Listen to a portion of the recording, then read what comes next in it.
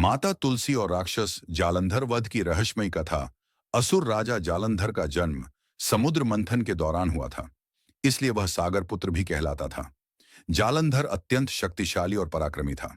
उसने अपनी शक्ति के बल पर देवताओं को भी भयभीत कर दिया था। जालंधर को यह वरदान प्राप्त था कि जब तक उसकी पत्नी वृंदा अपनी सतीत्व और पतिव्रत धर्म का पालन करती रहेगी, तब तक उसे कोई भी देवता या शक्ति पराजित नहीं कर सकती। जालंधर का विवाह वृंदा नाम की एक परम पतिव्रता और धर्मात्मा स्त्री से हुआ। वृंदा अपने पति की सफलता के लिए कठोर तपस्या करती थी और अपनी पवित्रता की शक्ति से जालंधर की रक्षा करती थी। वृंदा के इस अटूट सतीत्व के कारण जालंधर दिनों दिन और भी अहंकारी और बलवान होता गया। उसने स्वर्ग पर अधिकार कर लिया और देवताओं को कष्ट पहुंचाना शुरू कर दिया। जालंधर के बढ़ते अत्याचारों से परेशान होकर सभी देवता, आर्षि मुनि और स्वयं भगवान शिव भी चिंतित हो उठे।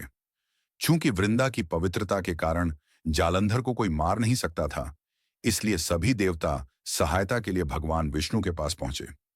भगवान विष्णु ने देवताओं की रक्षा के लिए एक कूटनीतिक मार्ग चुना।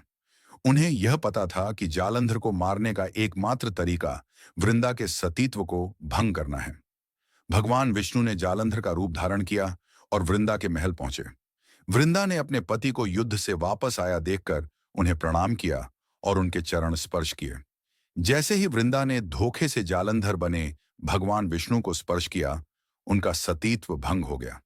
उसी क्षण युद्ध भूमि में जालंधर की रक्षा करने वाली शक्ति समाप्त हो गई। देवों के देव महादेव ने जालंधर के साथ हुए भयंकर युद्ध में उसका वध कर दिया। जब वृंदा को यह पता चला कि उसके पति की मृत्यु भगवान विष्णु के छल के कारण हुई है, तो वह अत्यंत क्रोधित और दुखी हुई। उन्होंने भगवान विष्णु को शिला बनने का शाप दिया। इसी शाप के कारण भगवान विष्णु ने शालिग्राम का रूप धारण किया। तब वृंदा ने स्वयं को भस्म कर लिया। वृंदा की पवित्रता, त्याग और प्रेम से प्रभावित होकर भगवान विष्णु ने उन्हें वरदान दिया। उन्होंने कहा कि वृंदा की राख से एक पौधा उगेगा, जिसे वह तुलसी के नाम से जानेंगे। उन्होंने यह भी कहा कि तुलसी उन्हें संसार में सबसे प्रिय होगी और उनकी पूजा तुलसी के बिना कभी पूरी नहीं होगी। उन्होंने यह भी घोषणा की कि उनका विवाह शालिग्राम के रूप में हर साल तुलसी से होगा, जिसे तुलसी विवाह के नाम से जाना जाएगा। ये कहानी आपको कैसी लगी, कमेंट में जरूर बताएं और ऐसी भगवान से जुड़ी कहानी के लिए चैनल को सब्सक्राइब करें। अपना आशीर्वाद बनाए रखें। जय श्री राम, जय श्री राम।